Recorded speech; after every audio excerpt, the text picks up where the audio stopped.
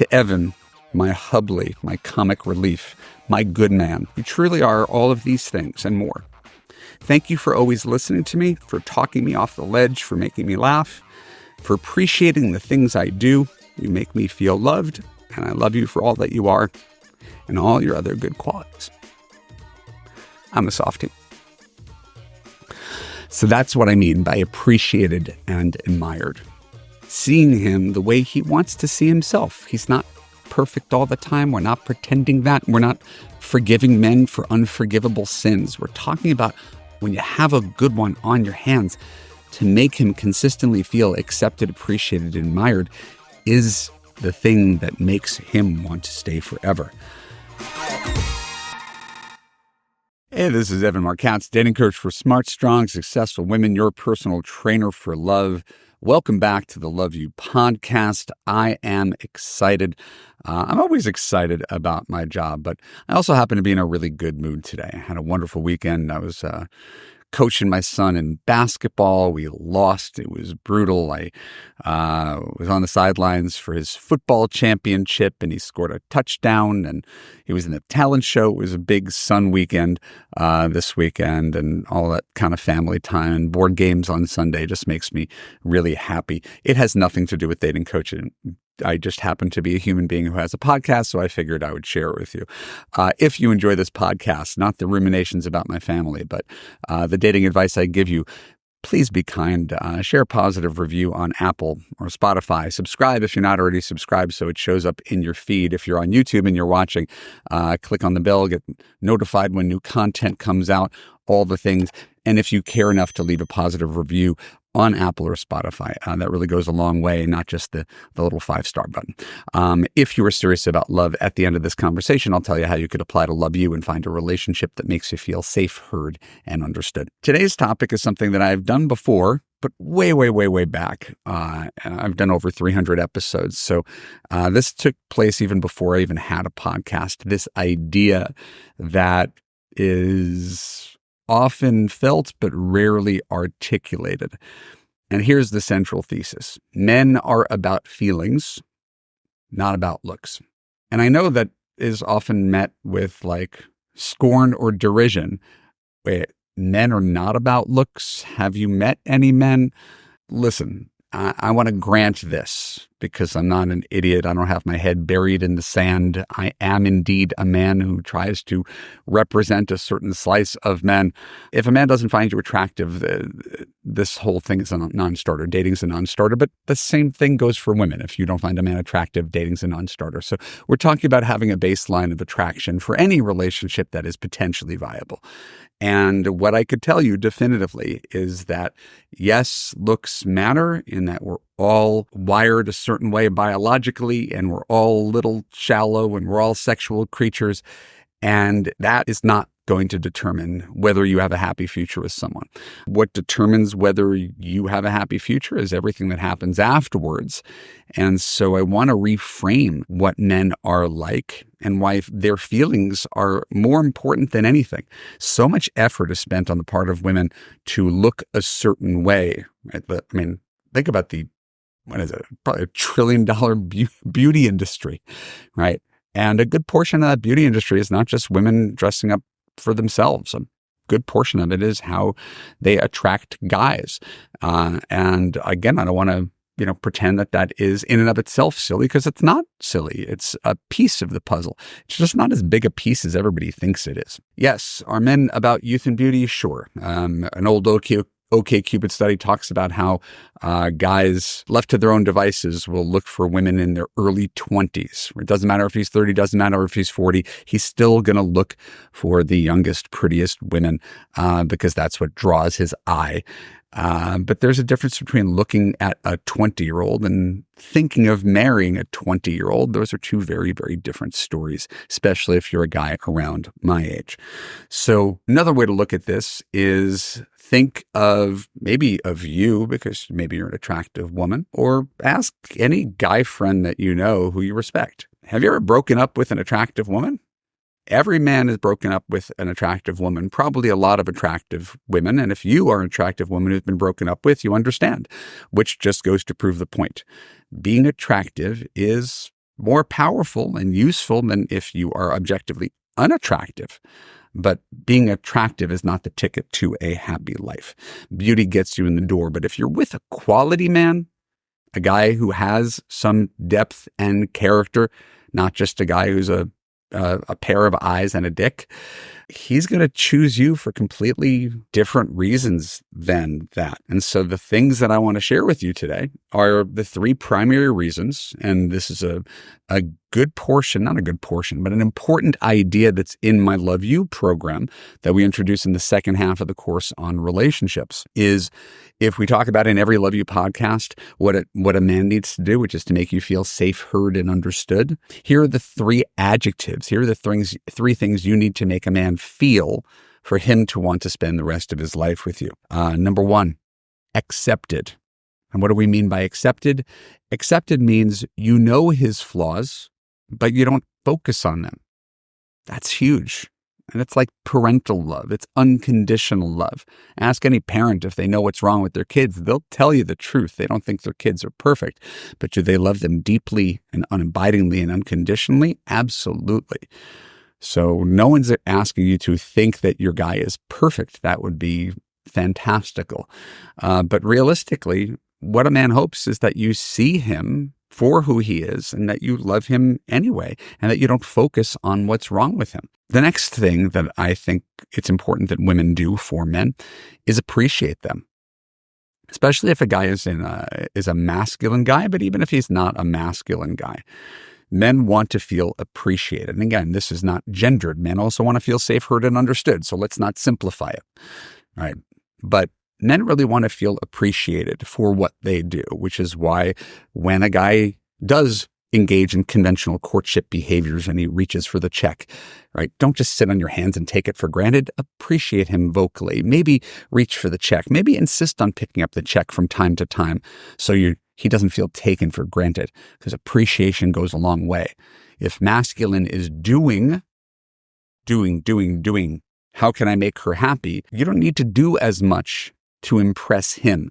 You need to appreciate what he does for you, the calling and the planning and the paying and the taking out the trash and the doing the dishes and the killing the spiders or whatever the hell silly stereotype it is. Men want to feel appreciated. And if a man doesn't feel appreciated, that's going to impact the relationship negatively. And finally, the last thing is, and this doesn't always go down easily, but I don't mind saying it, men want to feel admired. This is part of the attraction piece in some way. Right? If you don't admire your guy in some measure, he can feel that. He could feel if you are critical of him. He could feel that you're looking down on him. And it really feels good. I don't know if this card says it. I wasn't planning on this, by the way. This happened to be here from Valentine's Day. I never put it away. This is what my wife wrote to me on Valentine's Day. And I swear to God, this was not planned. I was just thinking of this. To Evan, my hubbly, my comic relief, my good man. I'm going to cry. You truly are all of these things and more. Thank you for always listening to me, for talking me off the ledge, for making me laugh, for appreciating the things I do. You make me feel loved, and I love you for all that you are and all your other good qualities. I'm a softie. So that's what I mean by appreciated and admired.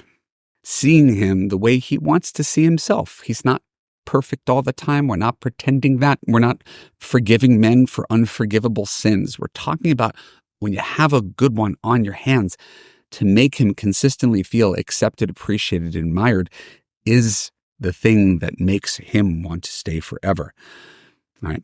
And again, if you doubt that, or if it feels bad, but I don't want to accept him, I don't like him, okay, then leave him. I don't admire him. Okay, so leave him. Appreciate what he does. He barely does anything for me. Okay, then leave him. This is the guy that you want to stick around. He needs to feel these things. The same way that it would be hard for you to be in a relationship with a man who doesn't make you feel safe, heard, and understood. Oh, he's a great guy, but he only calls once a week. Oh, he's a great guy, but he mansplains everything to me. Oh, he's a great guy, but he has anger issues and he dismisses my opinion as unimportant. Hard to feel safe, heard, and understood with that guy, no matter how cute and smart and funny he is. So feelings have a lot to do with relationships. And that's what we talk about in Love You. I mean, that's the very nature of the course, is taking you through this process of learning to listen to your feelings instead of ignoring your feelings, which is, for most of the women I talk to on the phone, you've been ignoring your feelings your whole life. You've talked yourself into relationships where you've been anxious, where you've been misunderstood, where you've felt small, where you felt unattractive, where you felt unappreciated, and you talk yourself into staying. So all I'm trying to do is get you to listen to your emotions. And men who may not be as sensitive and may not be intuitive actually listen to their emotions, which is why they routinely break up with attractive women who don't make them feel accepted, appreciated, and admired. So that doesn't mean the guys are off the hook. If I were God and I were coaching men, I would definitely tell them to de-emphasize their pursuit of youth and beauty. But men are going to do what men are going to do.